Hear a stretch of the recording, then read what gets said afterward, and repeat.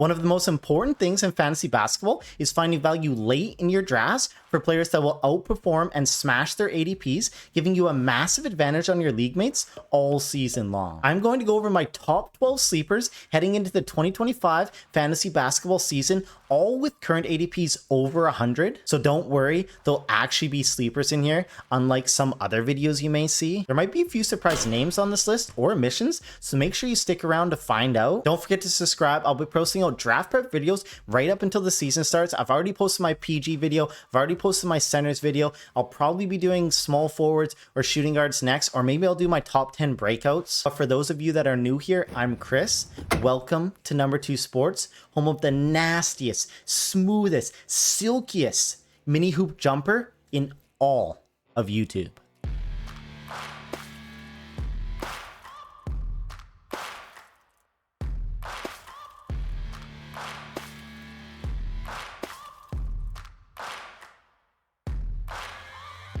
Next up, next sleeper, we got Neemias Queta from the Chicago Bulls. Now, the number 11 overall pick in 2024, Queta started off cold. He really struggled in the beginning of the year, which a lot of rookies do as they tend to get adjusted to the speed and physicality of the NBA. But once the Bulls dealt Levine at the deadline, he just really came into his own, and his minutes steadily increased to a stable 26.8, and his fantasy line just reaped the benefits. Queta averaged 13 points, 4.5 rebounds, 1.9 assists, 1.1 blocks, and 1.7 threes while shooting an outstanding 47.3% as a rookie from the floor. Coming in at 6'10 with athleticism off the charts, he dominated as a rim protector at just 21 years old. He really has unbelievable hops, being able to just posterize you in the lane, or just dribble off a fast break and just do a windmill in transition. Queta has an acceptable three-point stroke as a big man, shooting a respectable 36% from beyond the arc last season. He has a great finishing ability around the rim, and he really can attack you off the dribble. Bringing energy each night, I think Queta is poised for a larger offensive role in 2025 as he just dominated Summer League and has the raw tools to be a fantasy stud in the near future. I love grabbing Queta after pick 100 right now. He's one of my favorite high upside sleeper plays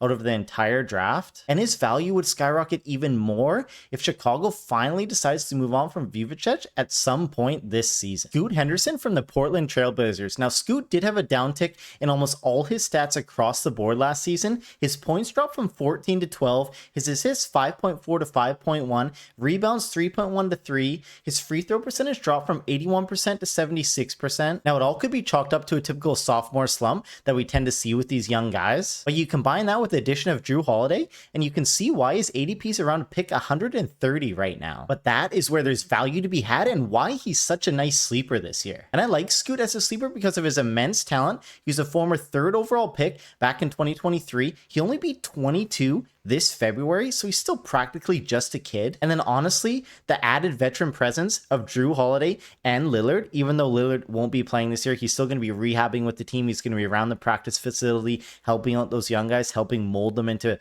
nice, good, young, true NBA players, will only help Henderson start to realize some of his potential. You hear guys talking about it all the time, the importance of having solid vets around, and Henderson hasn't had that at all in his first 2 years in Portland. I'm also intrigued by the subtle improvements that he made in his field goal percentage and his three-point percentage, bumping them both up by around 3%. I also don't think Holiday is going to dominate the minutes and usage at the point guard spot, at least not throughout the entire year. Maybe at the beginning of the season he might, but Portland has to be looking towards the future and developing their young star, their young potential star in Scoot Henderson. I also realistically think Holiday could be a prime trade candidate at the trade deadline this year. Now, Scoot has shown glimpses of potential last season, and I hope that he can continue working on his three-point shot, get his attempts up, get his makes up, because that'll really help him elevate his game as a scorer, and then also just work on his playmaking ability.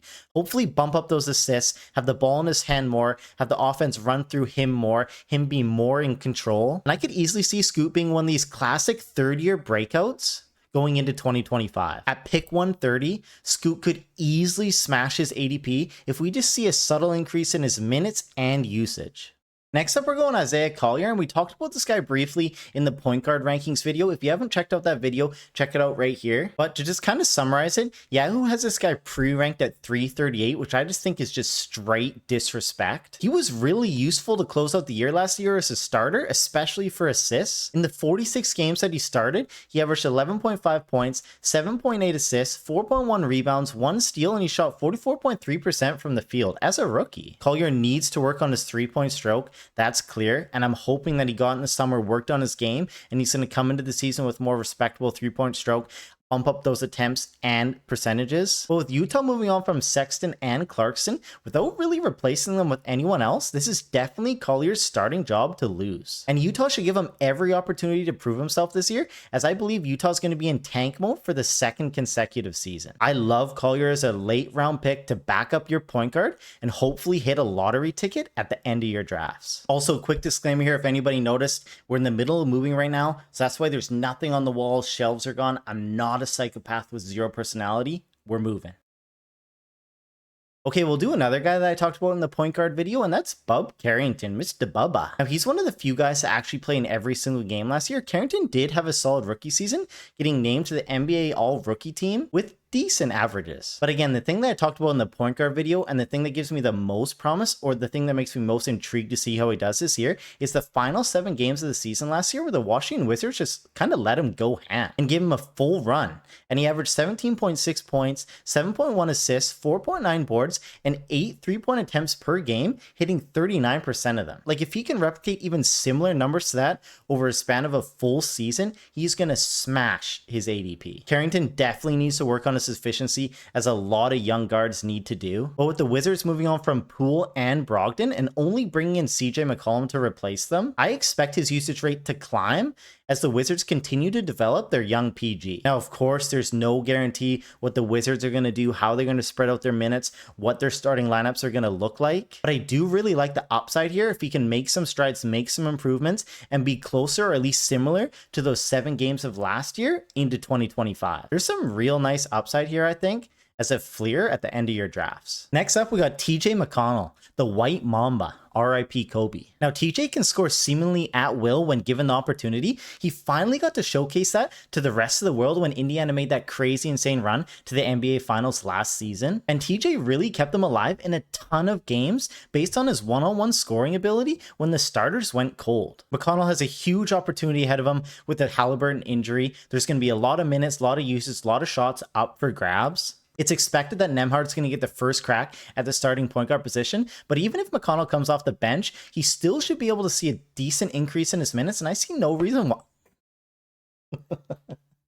That's the 2 things that McConnell needs to be viable for a fantasy starter going into 2025. The only 2 seasons that McConnell finished as a top 100 fantasy asset were way back in 2016 and 2020, and the 2 similarities from those years, McConnell both averaged over 26 minutes per game. Now, again, I don't see any reason why he can't average over 25 minutes per game going forward into this year and making that thing 3 out of 3. McConnell has the ability to help out in points, assists, steals, and field goal percentage, and he's a great selection based on his EDP right now going into drafts. Next up, we got Herbie Jones off the New Orleans Pelicans, and Herbie's one of my favorite guys to select out NBA fantasy drafts just to solidify, anchor your steal category all season long. His 2024 season was limited to only 20 games due to a shoulder injury, but he's expected to be fully healthy to start the season and should be relied on a lot more for a Pelicans team that lost CJ McCollum and Brandon Ingram while only bringing in Jordan Poole. And let's be real, Zion never stays healthy. In Jones' first 4 seasons, he's averaged 1.7, 1.6, 1.4, and 1.9 steals per game,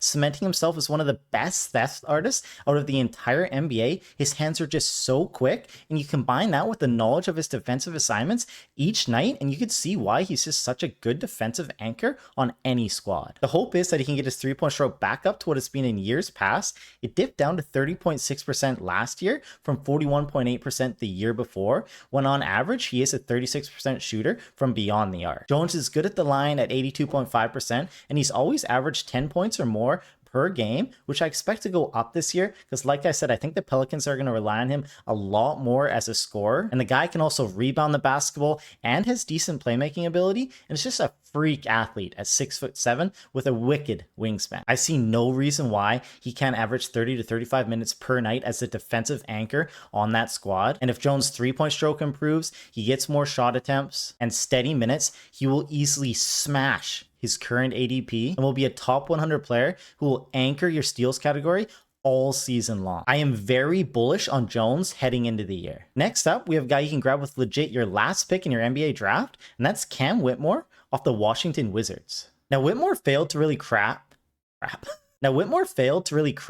Udoka's rotation in Houston, and in his defense, it was really crowded for wings. But an inspiring young talent being flipped from a contender to a rebuilding team is usually a recipe for success or potential breakthrough opportunity, and that's exactly what we have with Whitmore going into 2025. In limited minutes in 2024, Whitmore averaged 9.4 points, 3 boards, 1 assist, 1.3 threes made on 3.6 attempts, and shot 44.4% from the floor and 75% from the line. Whitmore averaged 8 shot attempts in just 16 minutes of game action, showing that he is not afraid to let it fly when the ball gets in his hands. He does his best Michael Porter Jr. impression every time he touches that rock. And the expectation is, or the hope is, that he's going to get a lot more run in Washington, as I don't really see a reason why they're going to ride CJ McCollum and Middleton as hard. They want to see what they got in these young guys, similar to what they did last season. And if he can get close to 25 minutes plus per night and his field goal percentage stays steady or improves just a little bit while increasing his free throw percentage like he did in his sophomore season when he went from 67 to 75%, I like his profile as like a 14 to 16 point per game player with some threes, rebounds, couple assists, and the ability to not be a zero in the stock department. If he does that, Whitmore will easily smash his ADP and could be a valuable starter or solid depth guy in 12-man leagues. Okay, let's keep going with our next guy, Yves Missi. Now, Yves Missi had a really productive rookie season, but he got a lot of help from the Pelicans roster just being absolutely depleted by injuries last season. But regardless though, the former Baylor Bear was very solid, starting 67 of his 73 appearances. The thing I like most about Missi isn't his skill set. I don't think he's the most talented center in the world, but you can't deny his opportunity that's out in front of him this year. There is literally zero competition behind him besides the newcomer Kevon Looney, who's not going to challenge him for minutes each night. He's definitely just an added vet depth guy, and Kartlo Matovic. Again, neither are really going to do anything to warrant playing time over the second-year big man. If Missi can just pump out 30 plus minutes per night, he will definitely average a double-double with a plus in the blocks category and easily finish as a top 100 player with upside. I do really love the veteran addition of Kevon Looney, just to help the young fella, show him how to work, championship work ethic, help in all aspects of his game, his fundamentals, and learn how to become this absolute monster on the glass like Looney has been his entire career. I'm really intrigued to see if Missi takes another step forward this year in his sophomore season. Next up, we have Neemias Queta, and like I talked about in the basketball center tier list ranking video, I just have no idea which big man's going to be the front runner for all that usage, all that minutes that's going to be up in the new look Boston Celtics this year. The roster's in a flux, and some big man is definitely going to break out and be worth using in fantasy all season long. And I'd say Queta has the upper hand because, like I said in that video, he's in Mozilla's system for 2 years now. He's familiar with their offensive scheme, defensive assignments. I like his hustle, I like his energy, and I like his ability to get after it on the glass. Queta could also be an effective pick and roll guy with elite athleticism and a lob threat coming through the lane. Queta also just dominated EuroLeague ball, having one of the best debuts ever, scoring 23 points, 18 rebounds, and 4 blocks, going 11 from 15 from the floor, being the first player with more than 20 points and 15 boards in their Euro debut since 1995.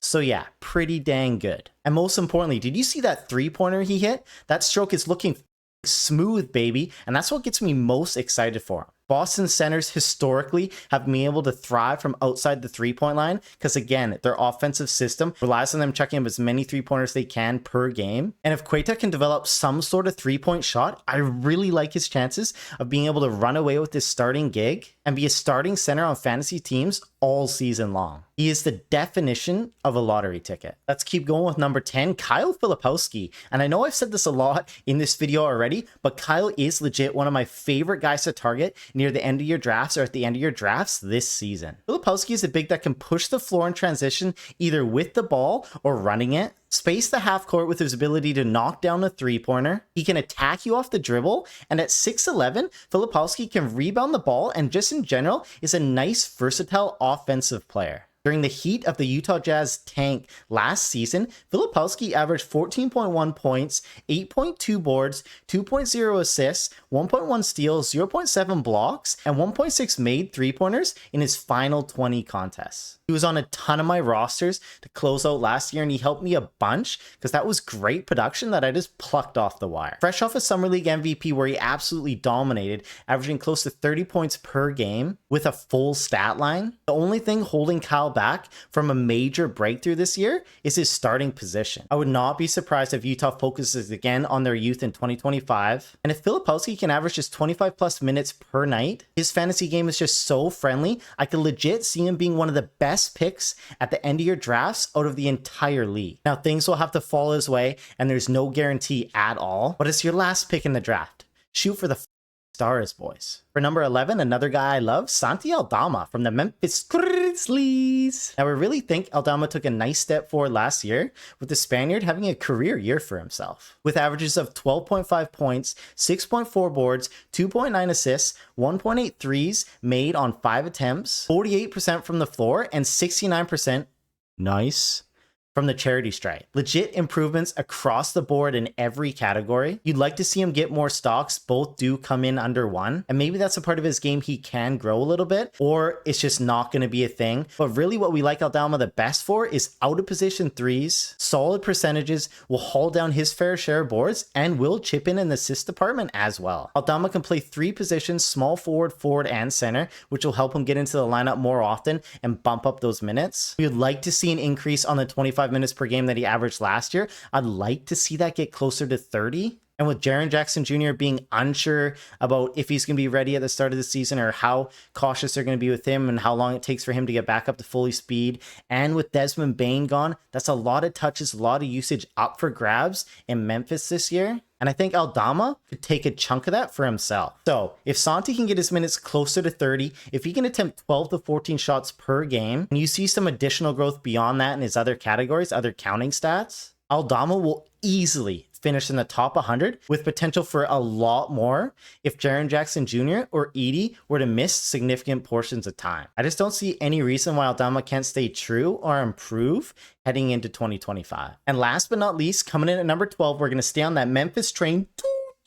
We got Jaylen Wells. Again, like I said with Desmond Bane gone, there's going to be a lot of uses, a lot of shots up for grabs, and I know Aldama's going to take his fair share, but I think the next guy in line could be Jaylen. I really just see Caldwell Pope, KCP is just a strict 3-and-D wing type guy who's not going to shoot up a lot of shots. He's just going to sit in that corner, be there to play defense, and hit the odd kick out every now and then. So I'm not really worried about his offensive output at this stage of his career. I can see a path where Wells could average close to 30 minutes per night with increased shot attempts, counting stats, and better field goal percentage, with some slight improvements from the offseason for the second-year guard. Wells had a solid rookie campaign with averages of 10.4 points, 3.4 rebounds, 1.7 assists, 1.7 threes on 5 attempts, 42% from the floor, and 82% from the line. Wells was fantastic in Summer League, most notably really becoming a defensive menace. In one game against OKC, he recorded 3 block shots and 4 steals, just showing off the defensive versatility. In Summer League, Wells facilitated the offense just like he did in college in his Washington State days. Wells needs to increase his 3-point efficiency from beyond the arc. He really does need to work on that, and I hope he did during the offseason. But his versatility, his defensive prowess, and composure are promising traits and insights for him taking another step forward in 2025. And I think there's just a lot of untapped potential just waiting for Wells to capitalize on it. Okay, we're not done. I want to put in a few more bonus guys, a few more honorable mention guys that I just wanted to talk about because I couldn't leave them out of this sleeper video. So first up, we have Sam Hauser from the Boston Celtics. Now, touches and usage are available by the bunches on this new look Boston Celtics squad going into 2025. Hauser is a sharp shooter, spot up shooter when given the opportunity, and he's proved it at times in 2024. Hauser will need to average at least 25 minutes per night to be a useful guy, and if he gets that, you count on a few triples a game, solid percentages, and a handful of counting stats that you could see him finish as a top 100-ish player. He's definitely more suited as a specialist in category leagues as a three-point guy. So next up, we have Reed Shepherd, and again, this is just with the news of Freddie Flatfoot's season-ending injury, and Shepherd just might be thrust into a much larger role than I anticipated for 2025. Houston is kind of handcuffed from a roster build-wise. I don't think there's anything they can do on the free agent end of things or via trade unless matching salaries are coming and going. Maybe Thompson takes more reps at point guard. Maybe it's Shepherd. Has pick 130 though, even though I guess with the Freddie news, that number is going to continue to get lower and lower as we get closer to the NBA season actually starting. Shepherd is very much worth a dart throw just to see if he sticks in that starting lineup and to see what his role is going to be. Next up, we have DeAndre Hunter, and honestly, Hunter was looking like he was going to make a career year for himself last year with Atlanta. He'd started off so good, but things really kind of took a downturn, a little dip in his stats when he got traded to Cleveland Cavaliers, and it kind of zapped all that positive juice that he was making. I believe though, with a full off season with Cleveland, with those guys, with those teammates, understanding the system, getting the little coach better, I think he can make strides and get back to those Atlanta levels in 2025. Also with Garland probably not being ready for the start of the season, or at least if he's going to be worked back very slow. I think DeAndre Hunter is going to have the ability to carve out a nice role for himself and be a key contributor for this Cleveland Cavaliers squad trying to make another run. We'll keep going with Jonathan Kuminga. And man, when Kuminga's healthy, he is a prolific scorer. He really can score at will. There is times that he's just out of control. He needs to slow down and just let the game come to him. And I think that will come with just age and experience. I don't know what's going to go with his contract situation, if he's going to sign a tender or what he's going to do. But if he goes back to Golden State, he's going to be the main scorer in that second unit or the starting lineup at times. He's going to help in the rebound department. He's going to help with some defensive stats. I'm hoping that he's really going to come out and prove himself after going through this nightmarish contract negotiations with the Golden State Warriors. And he's even kind of like a handcuff too if Curry or Butler were forced to miss any time. Okay, and then last up, we got Isaiah Jackson and Jay Huff. Now, they're in this honorable mention section because I just can't decide which one I think has the upper edge of taking that role and really running with it. So I'm putting them both here. Or if one actually will. It could be a scenario where they're both kind of just cucking each other all season long. So Jackson's coming off a major injury, but I think he's the more athletic one and he has the better fantasy game for category coverage. But Jay Huff can also hit the outside three. So that's a similar or more familiar transition from Miles Turner for that Indiana Pacers offense. And maybe that gives him the slight edge. Honestly, I don't know. I can't decide. Take a shot on one of them and keep your fingers crossed. But I think that's it for this video. That's my top 12 sleepers with those honorable mentions. If you liked this video, give it a thumbs up. If you hated this video, smash that down. Don't forget to subscribe. Like again, I'm going to be putting out basketball content right up until the season starts. I think I'm going to do my top 10 breakouts video next, or maybe it'll be the shooting guard tiers. I'm not decided yet, but regardless of that fact, have a great weekend. Have a good week. Comment down below. I'll try to reply to every single one, every video. I appreciate you guys watching. Thank you. And I'll see you guys very, very soon.